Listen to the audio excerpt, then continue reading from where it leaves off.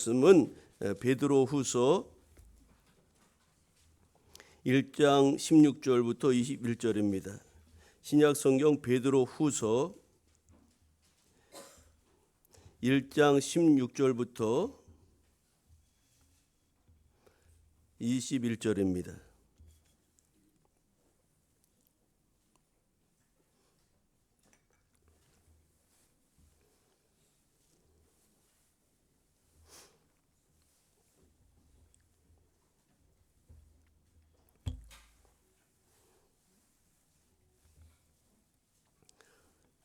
베드로후서 1장 16절부터 21절까지 말씀입니다.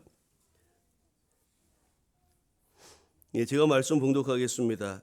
우리 주 예수 그리스도의 능력과 강림하심을 너희에게 알게 한 것이 교묘히 만든 이야기를 따른 것이 아니요 우리는 그의 크신 위엄을 친히 본 자라.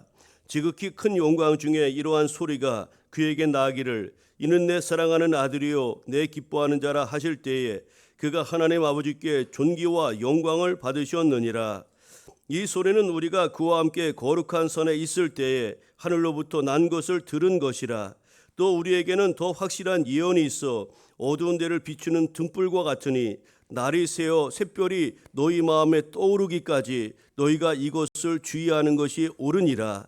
먼저 알 것은 성경의 모든 예언은 사사로이 풀 것이 아니니 예언은 언제든지 사람의 뜻으로 낸 것이 아니요 오직 성령의 감동하심을 받은 사람들이 하나님께 받아 말한 것임이라. 아멘.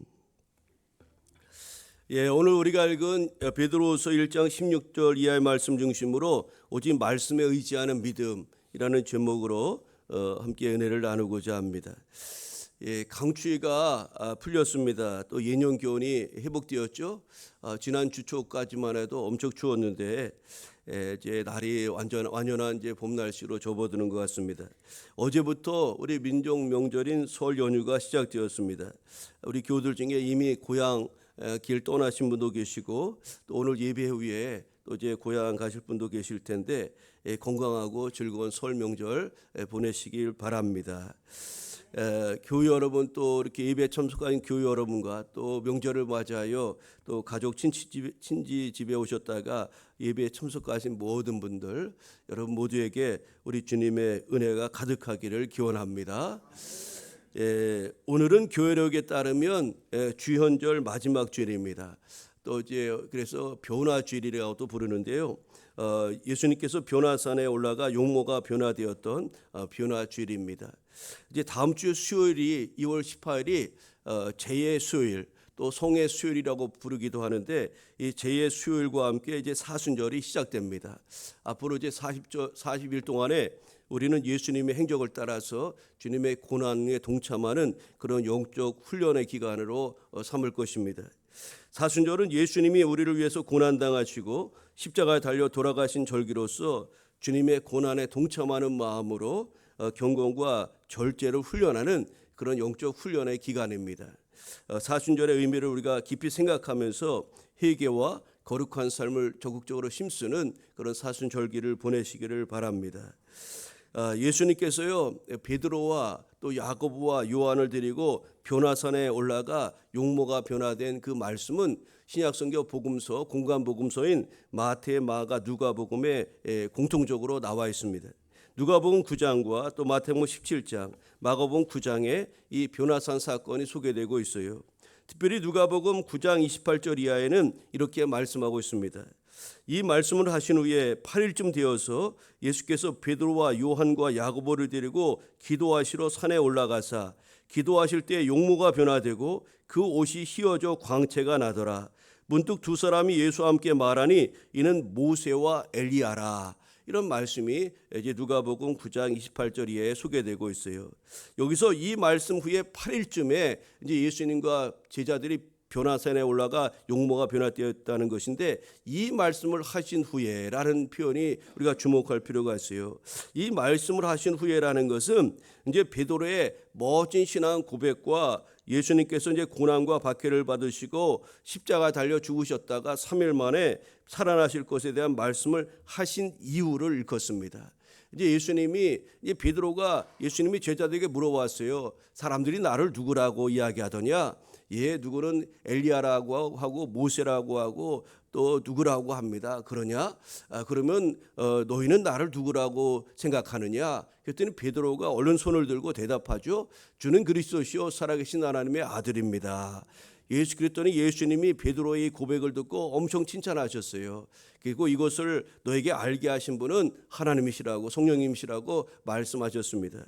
그러고 나서 예수님이 이제 고난당하고 핍박당하시고 십자가 달려 돌아가실 것을 말씀하셨을 때 베드로가 이렇게 말합니다. 주여 그리하지 마옵소서. 주여 그 일을 하면 안 됩니다. 십자가 달려 돌아가시면 안 됩니다. 우리가 여제도록 고생하면서 주님 따랐는데 그렇게 무기력하게 돌아가시면 어떻게 하시겠습니까? 안 됩니다. 안 됩니다. 주님을 가로막죠. 그랬더니 예수님이 또 책망하십니다. 사단아, 내 뒤로 물러가라. 너는 하나님의 일은 생각하지 아니하고 사람의 일을 생각하는구나. 이렇게 말씀하셨어요.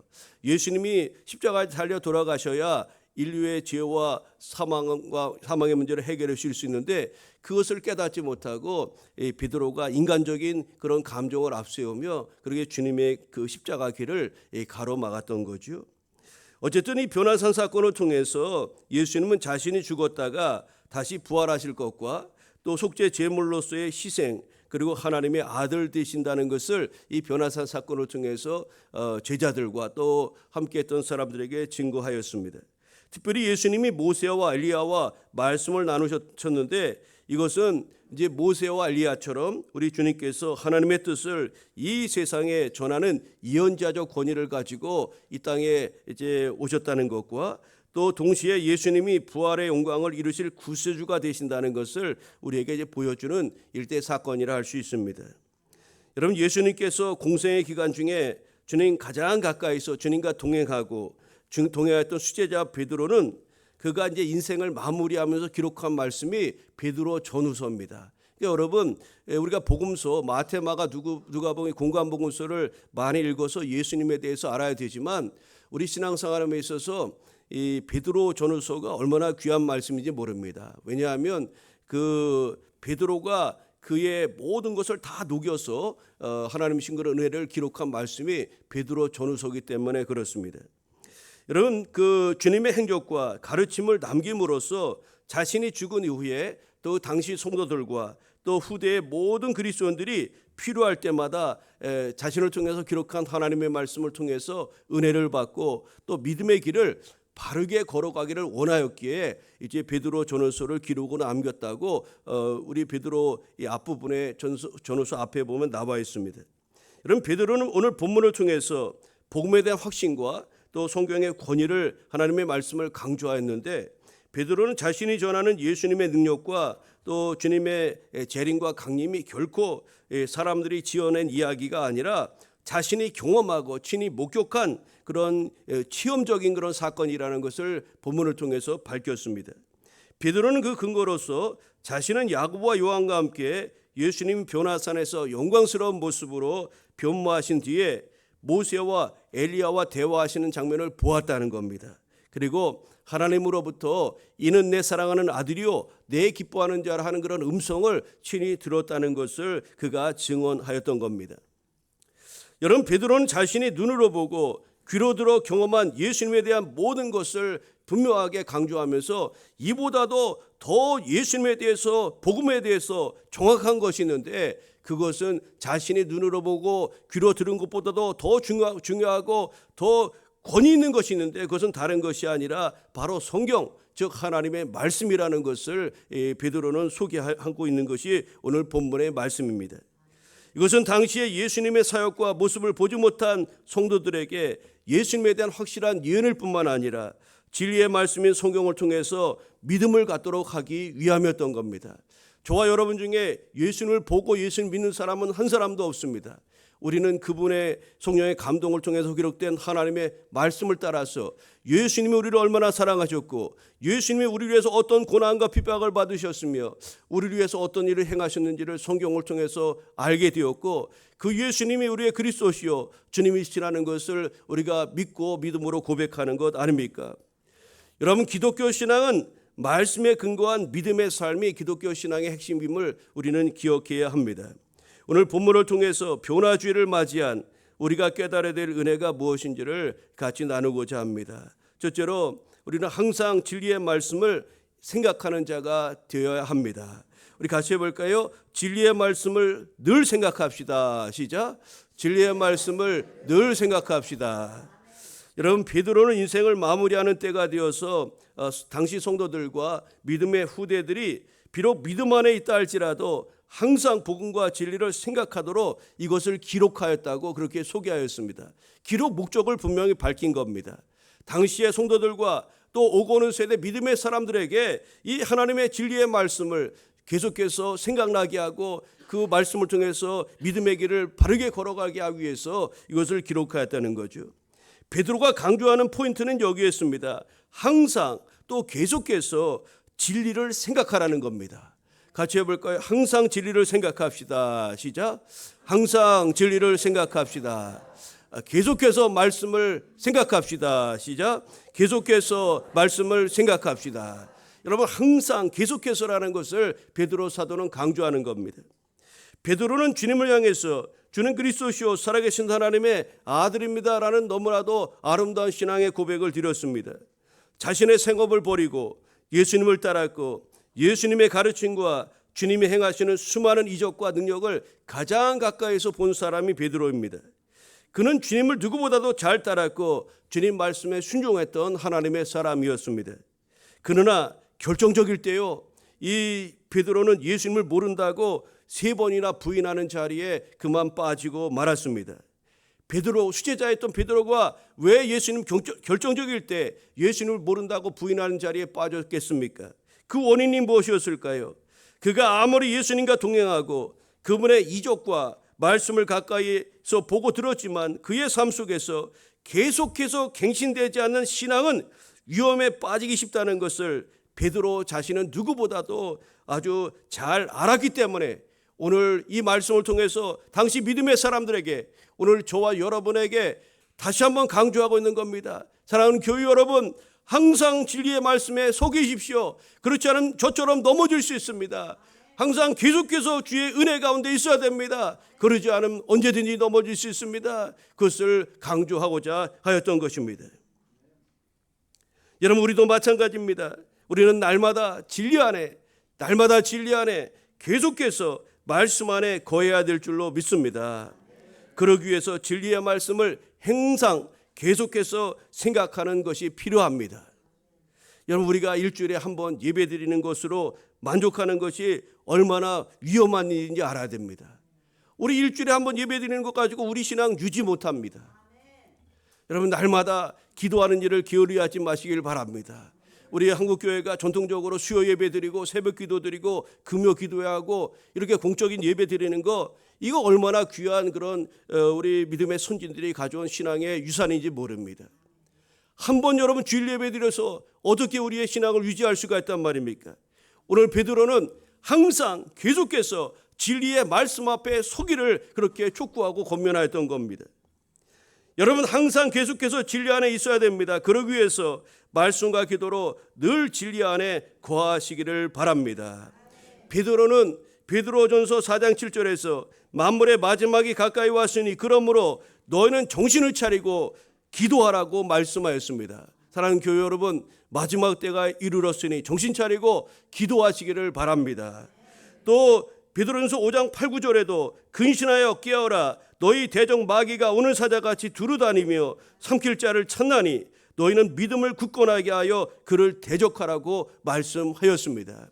우리가 항상 깨어있고 계속해서 진리 안에 거하지 아니하면 베드로처럼, 그 위대한 베드로, 수제자 베드로도 넘어졌다는 것을 여러분 잊지 마시길 바랍니다. 여러분, 항상 계속해서 진리의 말씀을 생각하고 진리 안에 거하지 아니하면 우리도 언제든지 넘어질 수밖에 없다는 것을 잊지 마시고, 우리가 계속해서 항상 주의 말씀을 가까이 하고 기도하는 일에 힘쓰는 교회 여러분 되시기를 바랍니다. 주일 예배 한 번으로 우리의 믿음과 신앙은 유지할 수조차도 없는 것입니다. 기도하는 일과 말씀을 읽고 묵상하는 일을 결코 소홀히 하지 마시고 새벽기도, 수요예배, 금요기도 등과 같은 그런 모든 예배생활, 신앙생활에 여러분 적극적으로 참석하여 우리의 신앙과 믿음을 견고하게 지켜나가시기를 바랍니다. 진리의 말씀을 항상 생각하라. 진리의 말씀을 항상 생각하라. 항상 주의 안에 거하라. 말씀 안에 거하라. 오늘 이제 인생의 운명을 앞에 둔 노장 수제자 베드로가 믿음의 후대인 저와 여러분에게 참으로 생명 걸면서 던졌던 그런 메시지임을 여러분 잊지 마시기를 바랍니다. 항상 주의 안에 거하십시오. 그러기 위해서 항상 깨어있는 신앙, 기도하는 생활을 힘쓰는 교회 여러분 되시기를 바랍니다. 오늘 본문을 통해서 우리에게 주시는 두 번째 은혜는 무엇입니까? 예수님의 재림을 믿고 하나님이 기뻐하시는 우리 모두가 되어야 될 줄로 믿습니다. 재림 신앙을 가져야 된다는 겁니다. 또 하나님이 기뻐하시는 자가 되어야 합니다.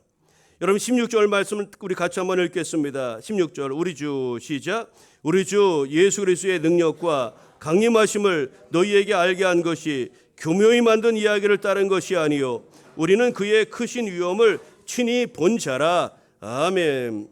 여러분 베드로가 이 예수님을 친히 보았고 주님의 음성을 들었다는 거죠. 베드로는 예수님의 능력과 재림에 대한 확신과 믿음을 후대가 정말 갖기를 원하였어요. 재림신앙은 기독교 신앙의 핵심이기 때문에 그렇습니다. 여러분 우리 주님이 오셨어요. 그리고 우리의 모든 죄를 담당하시고 십자가에 돌아가심으로 우리의 인생의 죄의 문제를 해결해 주신 줄 믿습니다. 그런데 그것이 하나님이 인류를 향한 구원 계획이 완성된 것이 아니라 우리 주님이 다시 재림하심으로 말미암아 이제 완성될 줄로 믿습니다. 그렇기 때문에 우리는 이미 이룬 그런 구원의 역사와 또 아직 이루지 못한 그 사이에 우리가 신앙생활하고 있는 겁니다. 여러분 재림에 대해서 두 부류가 있는데 첫째로는 모든 것을 포기하고 여기에 집착하는 부류가 있어요. 그래서 시한부 종말론자들 이런 사람들이 이런 부류에 해당되는 거죠. 또 다른 그런 부류가 있는데 재림에 대해서 완전히 믿지 않고 부정하는 부류가 있습니다. 재림을 맹목적으로 믿는 시한부 종말론자들도 우리가 경계해야 되겠지만 그것보다 더 안타까운 것은 주님의 재림에 대해서 전혀 무지하고 주님의 재림을 불신하는 자들이 오히려 더 우리가 안타까운 사람이라 할 수 있습니다. 베드로는 변화산에 올라가 예수님의 변화된 모습과 하나님의 음성을 들었던 사건을 회상하면서 당시 성도들과 믿음의 후손들인 저와 여러분이 주님의 재림을 준비하기를 원하였던 겁니다. 여러분 특별히 하나님은 예수님을 향해서 이는 내 사랑하는 아들이요 내 기뻐하는 자라는 그런 음성을 하늘로부터 들려주셨습니다. 여러분 우리가 주님을 따르는 사람들로서 예수님처럼 하나님이 기뻐하시는 자가 되어야 될 줄로 믿습니다. 그렇다면 예수님 삶에 드러난 하나님이 기뻐하시는 그런 성품과 삶의 모습이 무엇인가를 우리가 살펴보면서 우리도 예수님의 행적을 따라서 하나님이 기뻐하시는 그런 성도의 삶을 가꾸어 가야 될 줄로 믿습니다. 첫 번째로 하나님이 기뻐하신 자는 누굽니까? 우리 주님이 어떻게 하셨습니까? 하나님께 전적으로 순종하셨습니다. 하나님이 기뻐하신 자는 하나님께 순종하는 자라는 것을 잊지 마시기를 바랍니다. 예수님이 이 땅에 태어나는 순간부터 사역을 마치시고 승천하실 때까지 하나님 아버지께 전적으로 순종하는 삶을 사셨습니다. 그 순종의 극치, 최고의 순종은 무엇이었을까요? 그것은 십자가에 달려 죽으신 것입니다. 아브라함이 전적으로 하나님 말씀에 순종하여 그의 독자 이삭을 바쳐 하나님이 기뻐하는 자가 되었던 것처럼 우리 주님도 순종하여 하나님을 기쁘시게 해드리는 그런 아들이 되셨던 겁니다. 주님의 이 순종은 주님의 순종만으로 끝나는 것이 아니라 제자들에게 순종하는 삶을 살도록 친히 모범을 보여주신 것임을 여러분 잊지 마시기를 바랍니다. 최후의 만찬 자리에서 제자들의 발을 닦여주시면서도 동일하게 말씀하셨죠. 내가 너를 섬기는 자가 되었으니 너희도 가서 섬기는 자가 되라고 그렇게 말씀하신 것을 우리는 잘 압니다. 여러분 우리 주님께서 순종하여 하나님을 기쁘시게 드렸던 것처럼 저와 여러분도 하나님을 기쁘시게 하는 자가 되기 위해서 하나님 말씀 앞에 전적으로 순종하는 교회 여러분 되어야 될 줄로 믿습니다. 우리 재림신앙을 가지고 하나님 말씀에 순종하는 교회 여러분 되시기를 축복합니다. 두 번째로 하나님이 기뻐하신 자는 누굽니까? 하나님 앞에 기도하는 자가 하나님이 기뻐하시는 자인 줄 믿습니다. 우리가 하나님을 믿는다고 하면서 하나님께 기도하지 않는 것은 하나님이 기뻐하시는 자가 될 수가 없어요. 우리 하나님께 기도하지 않는다는 것은 하나님을 의지하지 않는다는 것과 다를 바가 없습니다. 하나님 의지하지 않아도 나는 능히 살 수 있다는 이런 영적인 교만이라고도 볼 수가 있는 겁니다. 여러분, 예수님은 새벽으로 하나님께 기도하였습니다. 밤이 늦도록 그렇게 우리 하나님 앞에 기도하셨어요. 하나님의 아들이신 예수님조차도 밤늦도록 새벽 미명부터 하나님 앞에 나가 기도하기를 힘썼다는 것을 여러분 잊지 마시기를 바랍니다. 우리 주님이 이렇게 기도의 삶을 사신 것은 기도의 모범을 제자들에게, 오늘 저와 여러분에게 보여주시기 위함임을 잊지 마시고 올 한 해 하나님이 기뻐하신 자로서 기도하는 일에 힘쓰며 나아가는 우리 모두 되기를 소망합니다. 주님은 구하는 자에게요 성령을 주시겠다고 누가복음 11장 13절에 말씀하였습니다. 여러분, 마가다락방에 모여 기도하는 이들에게 성령이 강림하셨고 그들은 성령 충만하여 예수님을 증거하고 자랑하는 예수님의 증인이 된 줄로 믿습니다. 지금도 하나님은 기도하는 이들을 기뻐하시며 기도하는 사람들을 통해서 역사하시며 그들을 통해서 이 땅에 하나님의 나라를 이루어가고 계시다는 것을 여러분 잊지 마시기를 바랍니다. 여러분, 기도하는 목사, 기도하지 않는 목사보다 기도하는 평신도가 훨씬 능력이 있다는 것을 잊지 마시기를 바랍니다.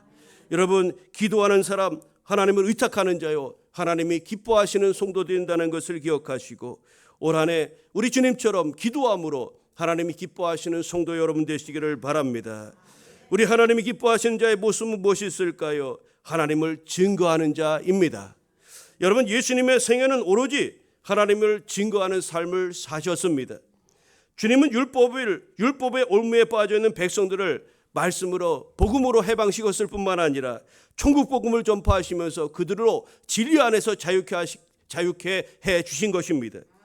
예수님은 이 땅에서 사역을 마감하고 승천하시기 전에 이 땅의 제자들과 남은 저와 여러분에게 한 가지 유명한 아주 위대한 대명령을 남기고 승천하셨습니다. 너희는 가서 모든 민족으로 제자를 삼으라. 너희는 가서 모든 민족으로 제자를 삼으라. 우리 주님께서 부활 승천하시면서 이 땅의 모든 교회와 성도들에게 주신 대명령인 것입니다. 여러분, 당신의 증인이 되어서 예수님의 이름을 전파하는 사명을 저와 여러분에게 이 땅의 교회와 성도들에게 주셨다는 것을 잊지 마시기를 바랍니다. 복음 증거자, 전도하는 자를 하나님이 기뻐하실 줄 믿습니다. 여러분, 주님 재림에 대한 약속을 분명히 믿고 하나님 말씀 앞에 순종하고 또 기도하며 복음 전파하는 자로서의 삶을 살아 하나님이 기뻐하시는 성도 여러분 이루어 가시기를 우리 주님의 이름으로 축복합니다. 오늘 주신 말씀을 통해서 우리가 마지막으로 함께 은혜 받아야 될 것은 우리 신앙과 삶의 유일한 기준은 오직 하나님의 말씀에 두어야 된다는 것을 여러분 꼭 기억하시기를 바랍니다. 베드로는 주님께 부름받아 예수님을 3년 동안 가장 가까이서 따라다녔습니다. 그에게는 예수님을 모른다고 부인했던 지우고 싶은 과거도 있었지만 누구보다도 예수님을 잘 따랐던 사람이고 예수님의 행적을 잘 아는 사람이었습니다.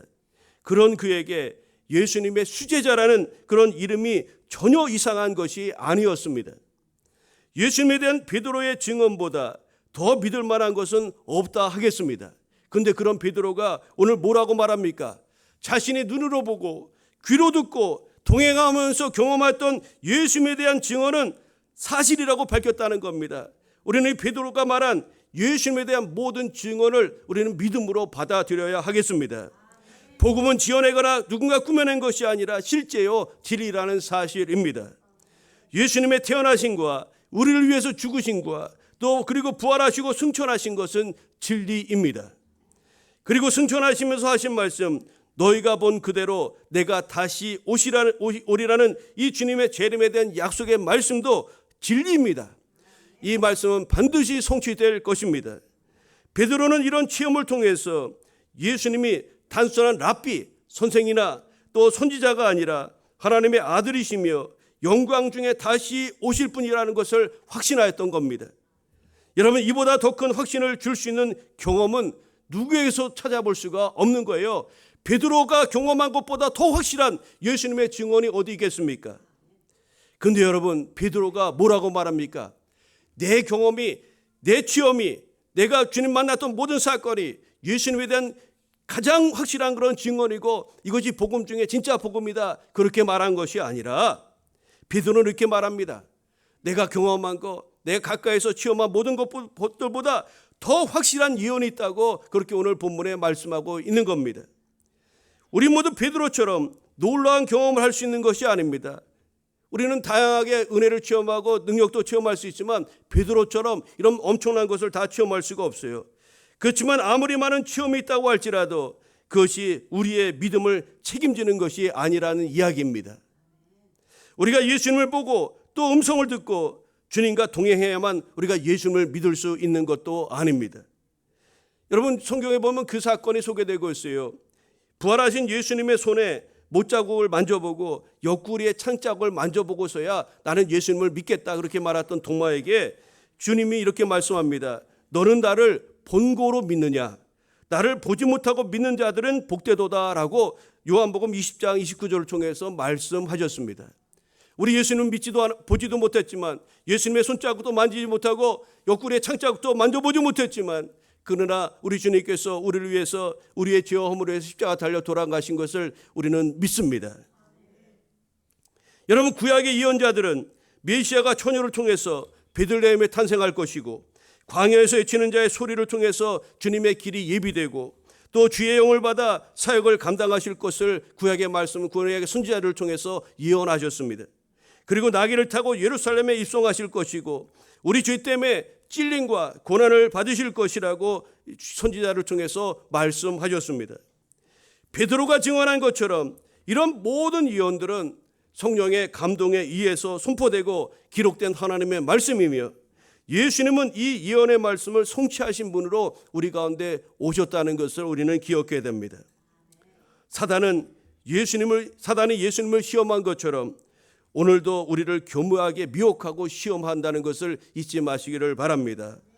당장 우리 눈에 보이는 기적이나 초월적인 그런 체험에만 몰두하게 하고 세상적인 가치를 부여한 왜곡된 신앙을 우리에게 주입시키려고 여전히 우리를 노리고 있는 것입니다. 이러한 때에 우리는 어두운 데를 비추는 등불과 같은 성경 말씀을 통해서 무엇이 참된 진리이고 무엇이 생명의 길인지를 분명히 깨닫고 분별해야 될 줄로 믿습니다. 우리 감리교 신앙에서 강조하는 4가지가 있습니다. 우리 장로교단마다 조금 다르겠지만 우리 감리교 신학에서 강조하는 4가지가 있어요. 첫째는 전통입니다. 우리 감리교에서는 전통을 소중히 여깁니다. 사도신경, 구약으로부터 예수님으로부터 구약 12제자 또 사도들과 속사도들 계속해서 내려온 그런 신앙의 전통들을 인정합니다. 그래서 사도신경의 그런 신앙의 고백을 드리는 거예요. 이 전통을 우리가 무시할 수가 없어요. 기독교 신앙이 오늘날 갑자기 떨어진 게 아니지 않습니까? 우리 믿음의 선진들이 계속해서 축적하고 또 발전시키고 또 수정 보완하면서 오늘날까지 온 이런 기독교 신앙을 우리는 전통을 존중한다는 거죠. 또 우리 감리교 신앙은 이성을 존중합니다. 우리 하나님이 우리에게 이성을 주셨어요. 생각할 수 있게 하고 그 이성 생각하는 것에 따라 믿음을 갖게 하고 그 책임을 우리 각자가 지도록 우리 이성을 따라서 믿음 생활하도록 하는 것을 인정합니다. 그리고 감리교 신앙에서 아주 중요히 여기는 것이 바로 체험 신앙입니다. 우리의 신앙은 체험해야 된다는 거예요. 체험. 그냥 신앙은 관념이 아니라 정말로 하나님의 말씀이 살았고 능력 있다는 것을 체험하는 체험 신앙을 강조합니다. 모든 믿는 자에게 이런 표적이 따르니니 손을 얹고 병든 자에게 손을 얹고 기도한 즉 나으리라. 이 말씀 우리가 체험하고 경험하는 것, 이거 체험적인 신앙, 우리 감리교 신앙에서 아주 강조하고 또 소중하게 말씀을 소중하게 여깁니다. 그리고 마지막이 성경입니다. 성경. 그런데 전통도 중요하고 이성도 중요하고 여러분 체험도 중요하지만 가장 최고의 권위는 성경 하나님의 말씀에 두는 것입니다. 아무리 그것이 전통에 부합한다 할지라도 그것이 하나님의 말씀에 위배되면 그것은 가치가 없는 거예요. 이성과 체험이 아무리 소중한다 할지라도 가장 최고의 권위는 하나님의 말씀이요 성경이라는 것을 우리는 기억해야 됩니다. 하나님의 말씀인 성경은 듣기 좋은 말들을 모아놓은 그런 모음집 책이 아닙니다. 창작물도 아니고 단순히 역사적 사건들을 모아놓은 이스라엘 역사책이 아닙니다. 성령 하나님께서 성경의 기록자들의 마음과 생각과 의식을 감동시켜 주셔서 하나님께서 저와 여러분에게 우리에게 하시고자 하는 말씀을 기록한 하나님의 말씀인 것입니다. 무엇보다도 죄 가운데 버려진 우리의 영혼을 구원하시고자 창세전에 계획하시고 예수님을 통해 구원을 완성하신 구원에 대한 약속의 말씀인 것입니다. 우리는 성경을 읽고 상고함으로써 하나님의 구원 계획을 바로 알아야 됩니다. 그리고 영광의 자리에 나아가야만 합니다. 하나님과 사람 앞에 온전한 그리스도인이 될 수 있도록 하나님께서 생명의 말씀 주셨다는 것을 잊지 마시기를 바랍니다. 디모데후서 3장 16절 17절 이렇게 말씀합니다. 모든 성경은 하나님의 감동으로 된 것으로 교훈과 책망과 바르게 함과 의로 교육하기에 유익하니 이는 하나님의 사람으로 온전하게 하며 모든 선한 일을 행할 능력을 갖추게 하려 함이라고 말씀하였습니다. 여러분의 믿음과 삶의 근거는 어디에 두고 여러분의 삶을 가꾸십니까? 여러분의 신앙의 그 근거 기준은 어디에 두고 여러분은 신앙생활 하십니까? 우리의 믿음과 삶의 기준은 진리의 말씀이신 하나님의 말씀에 근거해야 될 줄로 믿습니다. 성령의 감동으로 교육된 하나님의 말씀만이 오직 우리의 신앙과 삶의 기준이라는 것을 깨닫고 그 말씀에 의지하여 다시 오실 주님을 소망하며 살아가는 교회 여러분, 우리 모두가 되기를 우리 주님의 이름으로 축원합니다. 기도하겠습니다. 사랑의 하나님 감사합니다. 아버지, 오늘 베드로 사도가 변화산에서 주님을 만났습니다. 주님을 체험하였고 가장 가까이 지근해서 예수님을 아버지 모셨던 수제자 베드로였습니다. 그러나 그가 이야기하기를 참으로 자신이 체험한 사건이라든가 또 변화산에서 주님을 보았던 것, 또 수많은 기적과 능력을 행한 것, 하나님으로부터 음성을 들었던 것, 그것도 예수님에 대한 소중한 그런 것이지만 그러나 가장 소중한 것, 그것은 바로 하나님의 말씀이라는 것을 오늘도 증언하였습니다. 당시 믿음의 사람들과 또 오고 오는 믿음의 세대들에게 하나님의 말씀을 근거해서 삶을 가꾸고 믿음의 길을 걸어가라고 오늘 베드로 후서의 말씀을 우리에게 남겨준 줄로 믿습니다. 아버지, 오늘 주신 말씀을 우리가 다시 한번 우리 마음에 새기게 하여 주옵시고 우리 신앙과 삶의 기준은 오직 하나님 말씀에 두어야 된다는 것을 기억하시고 말씀을 더욱 가까이 하며 그 진리 안에서 삶을 살아가는 주의 백성 우리 모두가 되게 하여 주옵소서. 감사드려오며 예수님의 이름으로 기도하옵나이다. 아멘.